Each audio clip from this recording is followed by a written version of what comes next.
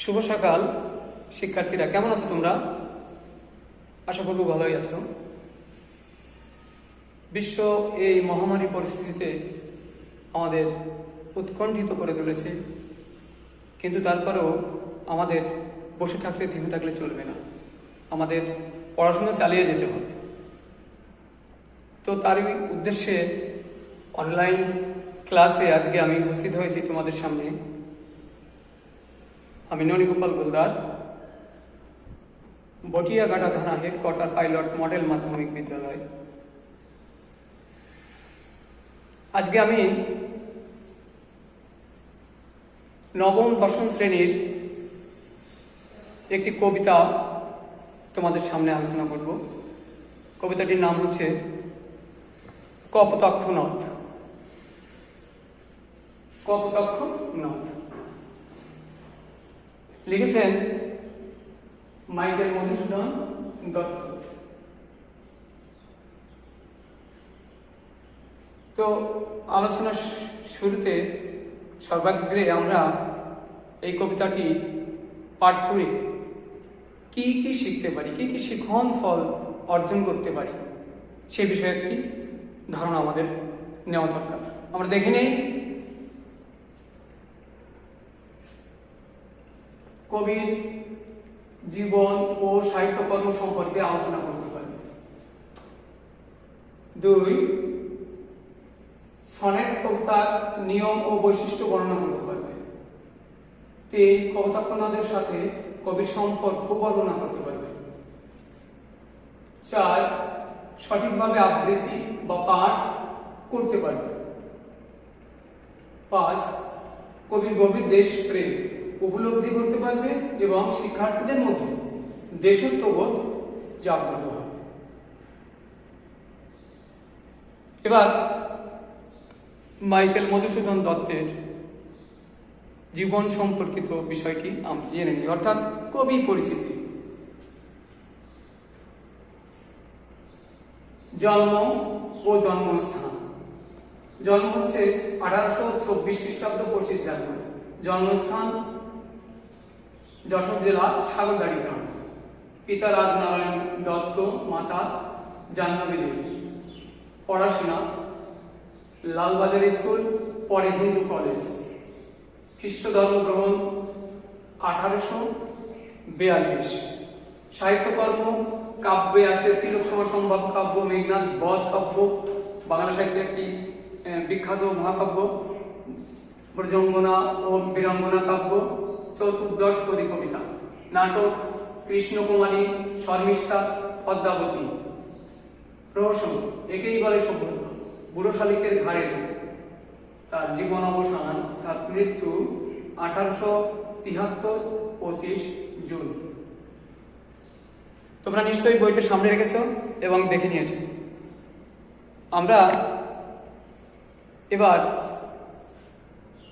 কবিতাটি একটু আবৃত্তি করার চেষ্টা করব। তোমরা বইটি সামনে নাও আর শুনতে থাকো।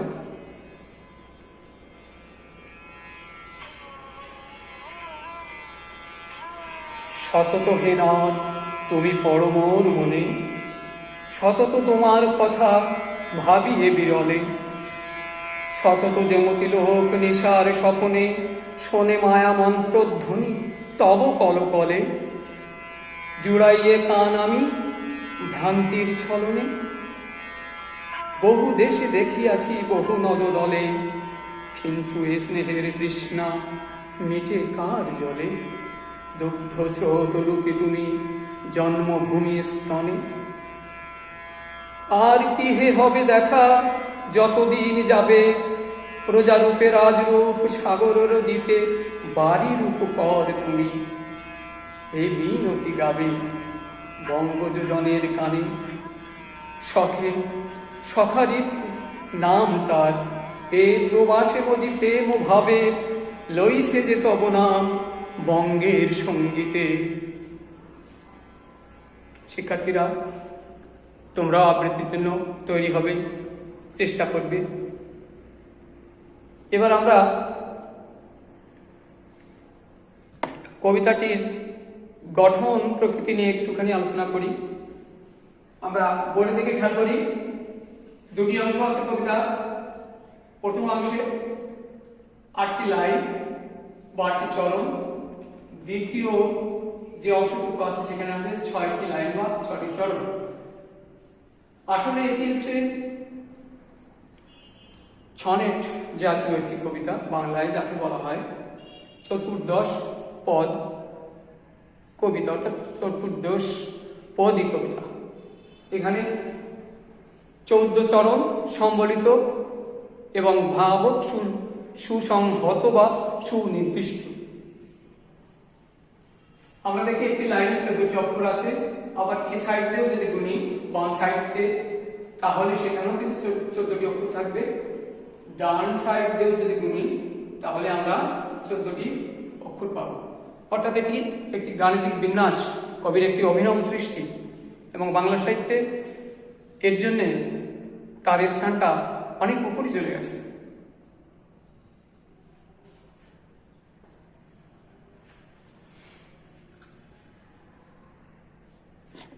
তাহলে অষ্ট আর ষষ্ঠ দুটি অংশ হচ্ছে অষ্ট, অষ্ট, ষষ্ঠ। অষ্টকে থাকছে ভাবের প্রবর্তনা, আর ষষ্ঠকে থাকছে ভাবের পরিণতি। অর্থাৎ কবির মনের যে চিন্তা চেতনা তাকে ভাবের মাধ্যমে বিভিন্নভাবে প্রস্ফুটিত করে তুলেছেন, তার আবেগকে জাগিয়ে তুলেছেন। এটি হচ্ছে ভাবের পরিবর্তন। আর পরিণতিটা হচ্ছে শেষ এসে তার মনের যে আক্ষেপ, যে মিনতি, সেটি ফুটে উঠেছে। এটি হচ্ছে তার কবিতার লাস্ট, যে অর্থাৎ ষষ্ঠকে এর পরিণতি। এই সনেট এর একটি মিল বিন্যাস রয়েছে এই কবিতায়, আমরা সেটি একটু দেখে নিই। ক খ ক খ খ খ খ ক, আর ষষ্ঠকে রয়েছে গ ঘ গ ঘ গ ঘ।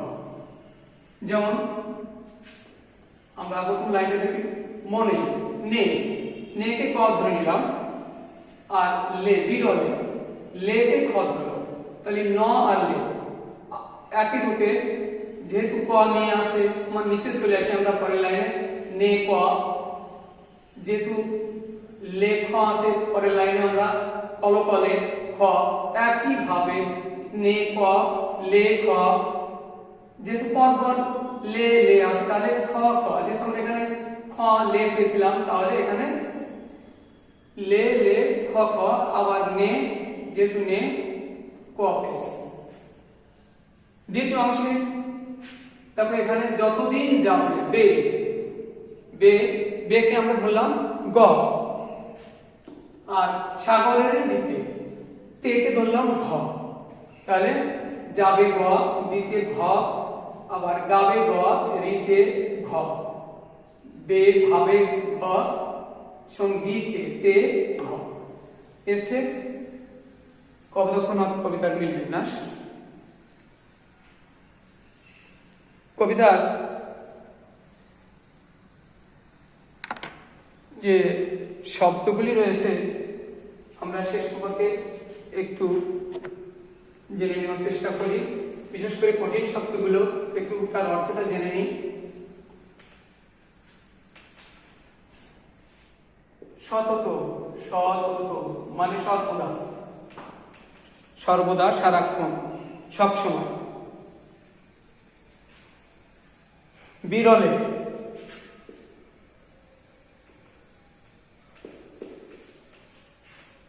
বিরলে অর্থাৎ একান্তে, নিরিবিলিতে, নির্জন, যেখানে কেউ থাকবে না, থাকে না। নিশা, নিশা মানে রাত্রি, নিশা হচ্ছে রাত্রি। আরো কিছু শব্দ আছে, যাও যেমতি দেখি আমরা। যেমতি, যেমতি অর্থাৎ হচ্ছে যেমন, মন্ত্রধ্বনি, যেমন মন্ত্র উচ্চারণ করার সময় যে আওয়াজটা বের হয় আমরা শুনে মুগ্ধ হই, সেরকম মন্ত্র সম্বলিত যে ধ্বনি বা যে শব্দ, বঙ্গজ মানে বাঙালি। যাই হোক, আমরা কঠিন শব্দগুলো একটু দেখে নিলাম, তোমরা খাতাগুলো নিয়েছো নিশ্চয়ই, বইয়ের সামনে রেখেছো। এবার কবিতাটিকে একটু বিশ্লেষণ করে দেখা যায়। সতত হে নদ তুমি বড় মোর মনে, সতত তোমার কথা ভাবিয়ে বিরবে। অর্থাৎ হে কপোতাক্ষ নদ, তুমি সবসময়ের জন্য আমার মনে পড়ো, সবসময় আমি তোমার কথা ভাবি। আমি যখন বিরলে অর্থাৎ নিরিবিলি একান্তে থাকি তখন তোমার কথা আমার মনে পড়ে। সতত জনকি লোক নিশার স্বপনে শুনে মায়া মন্ত্রধ্বনি তব কত বলে। যেমন রাতের স্বপ্নে মানুষ স্বপ্ন দেখে, আমি রাত্রে তোমার কলকল ধ্বনি আমার কানের কাছে আমি শুনতে পাই। জুড়াইয়ে কান আমি ভ্রান্তির ছলনে, কিন্তু আমি বুঝি যে এটি সব সত্যি নয়, আমি ভ্রান্তির ছলনায় আমার এক কানকে আমি জুড়িয়েছি। বহু দেশে দেখিয়াছি বহু নদ দলে, কিন্তু এ স্নেহের তৃষ্ণা মিটে কার বলে। আমি বহু দেশে বহু নদ নদী আমি প্রত্যক্ষ করেছি, আমি ঘুরেছি দেখেছি, কিন্তু আমার সে তৃষ্ণা, আমার সে পিপাসা আমি মেটাতে পারিনি তোমার জল বিহীন। দুগ্ধরূপী তুমি জন্মভূমি স্থল, অর্থাৎ মা যখন সন্তানকে আগলে রাখে তার দুধ দ্বারা, দুগ্ধ দ্বারা তাকে বড় করে তোলে, তাকে লালন করে, তাকে পালন করে, ঠিক তেমনি জন্মভূমি মাতার ন্যায় তুমিও আমাকে লালিত করেছে, লালন করেছো, পালন করেছো। বিধায় আমি অন্য কোথাও এ সুখ আমি পাই না। আর কি হবে দেখা যতদিন যাবে। কবির মনে গভীর একটা প্রত্যাশা, গভীর একটা করুণ ভাবের উদ্রেক এখানে হয়েছে যে আর আমার কি তোমার সঙ্গে দেখা হবে? দিন তো চলেই যাচ্ছে, আমি এসেছি আমার নিজ যে কর্তব্য, সেই কর্তব্যের শিখরে পৌঁছানোর জন্যে, কিন্তু জানি না আমি তোমার সঙ্গে আর দেখা করতে পারবো কিনা। তাই বলছে আর কি হবে দেখা যতদিন যাবে। প্রজারূপে রাজরূপ সাগরের দিতে বাড়ি রূপ কর তুমি। প্রজা যেমন রাজাকে কর দেয়, তেমনি তুমিও সাগরকে তোমার বাড়ি সম কর দিচ্ছ। সেই নদী যেমন সাগরে মেশে, সেই সাগর পৃথিবীর সমস্ত সাগরের সাথে মিশে একাকার হয়ে যায়, আর আমি কোনো এক সাগরের পাড়ে বসে আছি। তুমি যে কর দিচ্ছ আমি এখানে বসেই যেন সেটা আমি দেখতে পাচ্ছি। তাই তোমার কাছে আমার মিনতি, এই মিনতি গাবে বঙ্গজ জনের কানে। তুমি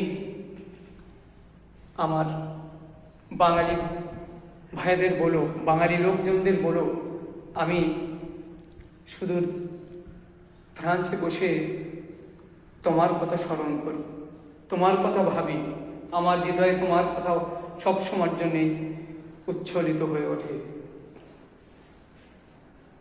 পঙ্গজ জনের কানে সখে সখা দিতে নাম তার, এ প্রবাসে মজি প্রেম ও ভাবে লইছে যে তব নাম বঙ্গের সঙ্গীতে। তোমার কথা মনে রেখে তোমার স্নেহ বন্ধনে আবদ্ধ হয়ে আমি এখানে আছি, তাই আমার ধ্যান জ্ঞান সঙ্গীত সবই তোমাকে নিয়ে।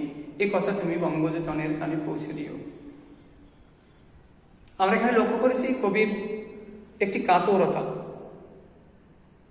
এই কাতরতাটা স্মৃতি কাতরতা। এর আড়ালে যে মুখ্য বিষয়টি সেটা হচ্ছে কি বলতে পারো তোমরা? হ্যাঁ, অবশ্যই বলতে পারবে, সেটা হচ্ছে দেশপ্রেম। গভীর একটি দেশপ্রেম এখানে আমরা দেখতে পাচ্ছি। এই ছিল কপোতাক্ষ নদের মূল যে বিষয়বস্তু। তো বন্ধুরা, মোটামুটি একটা ধারণা তোমাদের হয়তো দিতে পেরেছি, তোমরাও বুঝে নিয়েছো। তো আজকে আলোচনা এই পর্যন্তই থাকবে, কিন্তু তার আগে তোমাদেরকে একটু খাটিয়ে নেব, অর্থাৎ একটু বাড়ির কাজ নেব। তোমরা একটু লিখে নাও।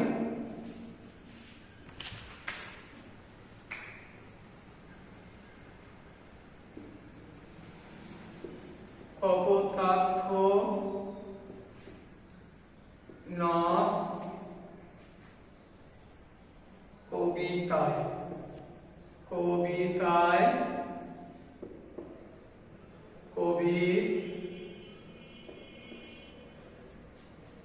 স্মৃতিকাতরতার আবরণে, স্মৃতিকাতরতার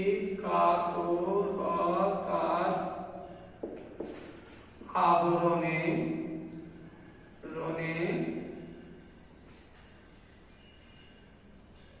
তার গভীর, তার গভীর দেশপ্রেম প্রকাশিত হয়েছে,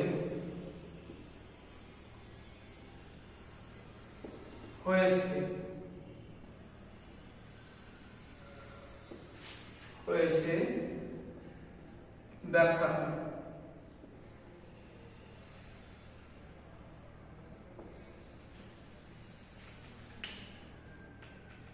শিক্ষার্থী বন্ধুরা, তোমরা নিশ্চয়ই লিখে নিয়েছো এবং তোমরা বাড়িতে বসে এটিকে সুন্দর করে লিখে বুঝে আরো সুন্দর করে উপস্থাপন করবে, এটাই আশা রাখছি।